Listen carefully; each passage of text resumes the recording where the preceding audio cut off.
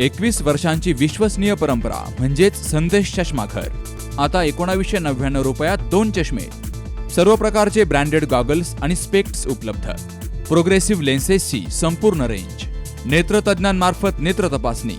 सर्व प्रकारचे कम्प्युटर यूजसाठी चष्मे उपलब्ध. विनम्र आणि तत्पर सेवा. ठिकाण संदेश चष्माघर. गाळा नंबर 31 आणि 32, बस स्टँड कॉम्प्लेक्स, पहिला मजला, दत्त मंदिरा शेजारी, संगमनेर. प्रोप्रायटर अमोल देशमुख. 9150 290 290 आणि 92 70 37 41 74. सन्माननीय सदस्य किरणजी लामटे.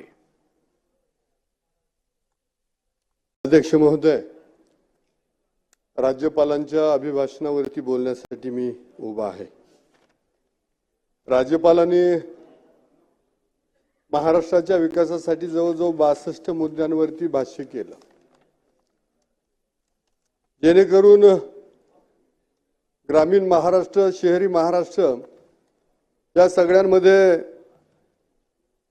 सर्वदृष्ट्या सुधारणा झाल्या पाहिजे.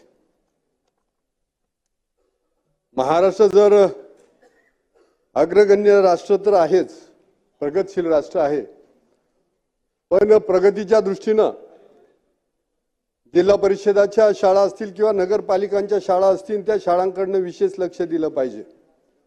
त्या शिक्षणाची गुणवत्ता वाढली पाहिजे. त्याचबरोबर शाळांमध्ये पुरेसे शिक्षक, पुरेसा स्टाफ पाहिजे आणि कन्स्ट्रक्टिव्ह दृष्ट्या पाहिलं तरी इमारती सुसज्ज पाहिजे, डिजिटल स्कूल झाल्या पाहिजे. ह्या दृष्ट्यातनं महाराष्ट्र सरकारनं ह्या भविष्यात काम केलं पाहिजे. त्याचबरोबर जे माध्यमिक विद्यालय असतील, त्यांच्याकडे कॉलेज असतील, त्यांच्याकडे पण लक्ष दिलं पाहिजे. बऱ्याच वेळेला संस्थांच्या ज्या शाळा असतात त्याकडे संस्थानकांचं पण लक्ष नाही आणि सरकारचंही लक्ष नाही, असं सगळं धोरण आहे. शिक्षकांची मनमानी, कधी जायचं सह्या करायच्या, कधी निघून यायची, अशी सगळी परिस्थिती. याच्याकडे जर विचारलं तर त्याकडे सरकारचं लक्ष नाही आणि आमच्याकडे जर आदिवासी विभागाच्या जर संस्थांच्या शाळा असतील तर ते म्हणतात ते संस्थेचं काम आहे. त्यामुळे सरकारचा त्याच्यावरती अंकुश असला पाहिजे, कारण सरकार त्याला पगार देत आहे. त्या दृष्टीनं सरकारनं लक्ष दिलं पाहिजे. कारण गुणवत्तापूर्ण शिक्षक दिलं जर शिक्षण दिलं, जर बेस पक्का असेल तर महाराष्ट्र उभा राहील. आणि शिक्षणात जर तुम्ही लक्ष नाही घातलं तर मला वाटतं हे आपल्या दृष्टीनं बरं राहणार नाही. आरोग्याच्या दृष्टीनं जर पाहिलं तर महात्मा फुले जीवनदायी योजना ही आपण सर्व कशी राबवतोय.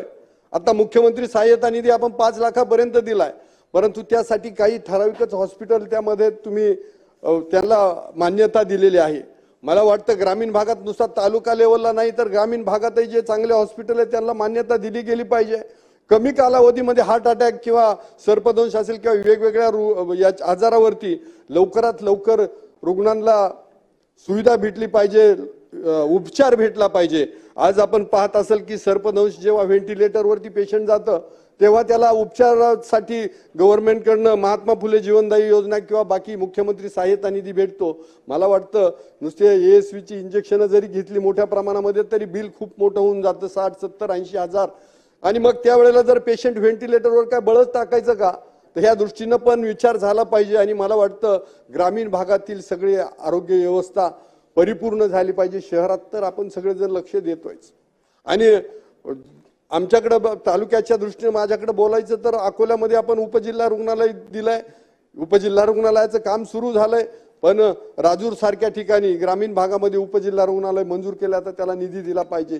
शेंडी भंडारदरा सारख्या ठिकाणी आपण ग्रामीण रुग्णालय दिले, त्याचं काम निधी देऊन सुरू झालं पाहिजे. अजून खिरविऱ्या सारख्या ठिकाणी तिथं ग्रामीण रुग्णालय मंजूर झालं पाहिजे, जेणेकरून अन्न वस्त्र निवारा जशा मानवाच्या मूलभूत गरजा आहेत तशाच आरोग्य ही पण मानवाची मूलभूत गरज आहे आणि शिक्षण ही पण मानवाची मूलभूत गरज आहे. त्यामुळे त्या दृष्टीतनं आपल्या सरकारकडनं भविष्याच्या काळामध्ये काम झालं पाहिजे. आपण पाहतोय की आपण पर्यटन दृष्ट्या सगळीकडे महाराष्ट्रामध्ये काम करतोय, सगळीकडे. मग आमचा शिवनेरी असेल किंवा इकडं आमचा पट्टा किल्ला असेल, की जिथे शिवरायांचं मोठं वास्तव्य लाभलेली ही किल्ले आहेत, पावन झालेली ही भूमी आहे आणि मग त्या ठिकाणी त्या गड संवर्धनासाठी मोठं काम झालं पाहिजे. सरकार तसं करतंय, शिवनेरीसाठी करतंय, पण माझं म्हणणं आहे का त्याच्या शेजारी आमचा विश्रामगड पट्टा किल्ला आहे, तिथं पण तसं व्हावं. त्यातून पर्यटन उभं झालं तर आदिवासी तरुणांच्या हाताला रोजगार भेटेल आणि हा ऐतिहासिक किल्ला आपल्या सगळ्यांच्या नजरेपुढे येईल. मला वाटतं भंडारदरा परिसर असेल, रतनगड परिसर असेल, कळसुबाई महाराष्ट्राचं सर्वात उंच शिखर असेल किंवा हरिश्चंद्रगडचा कोकणकडा, अशी एकाच एक अशी पर्यटनाची स्थळे ह्या अकोले तालुक्यात आहेत. परंतु पर्यटनाचा मुख्य आत्मा आहे रस्ता. त्यामुळं तो तालुका पर्यटन घोषित करून त्या भागामध्ये आज रस्त्यांच्या सुविधा झाल्या पाहिजे, मूलभूत सुविधा झाल्या पाहिजे आणि ही पर्यटन स्थळ जगाच्या नकाशावरती आली पाहिजे. त्यातून तिथल्या तरुणांना रोजगार निर्माण होऊ शकेल, कारण पर्यटनातून महाराष्ट्रामध्ये सर्वात मोठा रोजगार निर्माण होऊ शकतो, देशात सर्वात मोठा रोजगार निर्माण होऊ शकतो. त्यामुळे सरकारचं धोरण ग्रामीण भागात अशा पद्धतीने असलं पाहिजे की जी दुर्मिळ स्थळ आहे, ज्याच्याकडे दुर्लक्ष आहे, ज्या भागावरती कोणी लक्ष घालत नाही, तर ती स्थळं पुढे आली पाहिजे. माझ्याकडे फोपसंडी असं गाव आहे का तिथं सूर्य उशिरा उगवतो अशी त्याची ख्याती आहे. MPSC UPSCच्या परीक्षेला गेलं तर पहिला प्रश्न अकोले तालुक्यातील पोरांना विचारला जातो की तुमच्या तालुक्यातील गाव सांगा का जिथं सूर्य उशिरा उगवतो. तर मग या अशाच गावांवरती लक्ष घालून ते जर तिथं पर्यटनातून काही निर्माण झालं तर ती गावं उजेडात येऊ शकतील. त्यामुळं हे मी माझ्या फक्त तालुक्यापुरतं बोलतोय असं नाही, तर महाराष्ट्रातील सर्वच क्षेत्रामध्ये असं गावांमध्ये भागामध्ये तसं झालं पाहिजे, जेणेकरून पर्यटनातून जी काम करणारी सामान्य पोरं आहेत त्या पोरांच्या हाताला काम भेटला पाहिजे. टेंट व्यवसाय असेल किंवा हे बाकीचे रोप किंवा बाकीचे जे थ्रिलफुल जे गेम्स आहेत त्यांच्यासाठी जर तुम्ही शासनाकडनं पाठबळ दिलं तर नक्कीच ही पोरं उभी राहू शकतील. त्यामुळं तसंही काम झालं पाहिजे. आणि विशेष करून त्या भागामध्ये इको सेन्सिटिव्ह झोन आहे, त्यामुळं तिथं काम करताना, इमारती उभ्या राहताना, हॉटेल उभे करताना खूप मोठ्या अडचणी येत आहेत आणि तिथं व्यवसाय करणाऱ्या पोरांना पण अडचणी येत आहेत. तर मला वाटतं जिथं वाईल्ड ॲनिमल फॉरेस्ट आहे तिथं प्राण्यांचं संरक्षण करणं आपलं जसं काम आहे, तसलं तिथल्या आदिवासींचं किंवा त्या भागात राहणाऱ्या इतर लोकांचं पण संरक्षण करणं हे आपलं काम आहे. मला वाटतं सरकार त्याही दृष्टीतनं विचार करेन आणि पुढे जाईन असं मला वाटतंय. जलजीवन मिशनची योजना आतापर्यंत बऱ्याच गावांपर्यंत त्या योजना काम चालू आहे, पण तिथं कामात काही ठिकाणी निकृष्टपणा आहे, तर त्याच्यावरती पण लक्ष घातलं गेलं पाहिजे. कारण जिल्हा परिषदेकडे तक्रार केली तर हे खालचे ठेकेदार ऐकत नाही, वरती आपल्या पाणी पुरवठा मंत्र्यांकडनं तक्रार केली तर ते सांगताय का त्यातल्या काही योजना जिल्हा परिषदेकडे, माझ्याकडे काही योजना नाही, अशा तक्रारी मग करायच्या तक्रारी कोणाकडे. त्यामुळं ठेकेदारांचा मुजोरपणा वाढतोय आणि मला वाटते काही वाड्यापाड्या त्यातून वंचित राहिल्यात, काही वस्त्या वंचित राहिल्या, त्याचे प्रस्ताव परत सरकारकडे आलेत.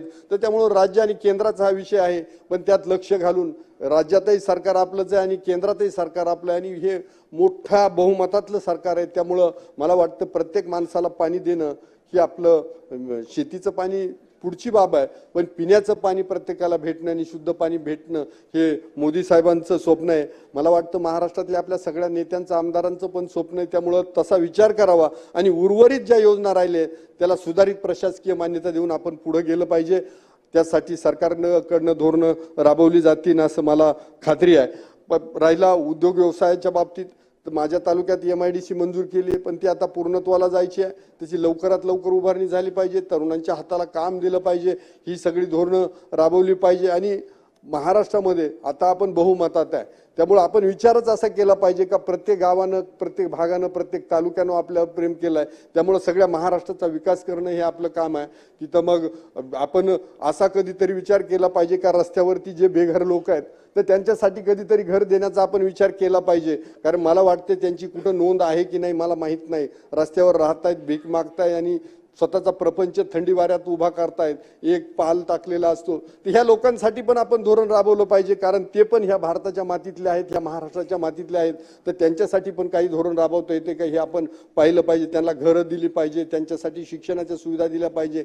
हे असं म्हणजे एकदम तळागाळापासून तर उच्चभ्रू लोकांपर्यंत आपण कसं काम करू शकतो असा विचार केला पाहिजे. आदिवासींच्या बाबतीत बोलायचं तर आश्रमशाळांची अवस्था कशी आहे हे आपल्या सगळ्यांना माहीत आहे.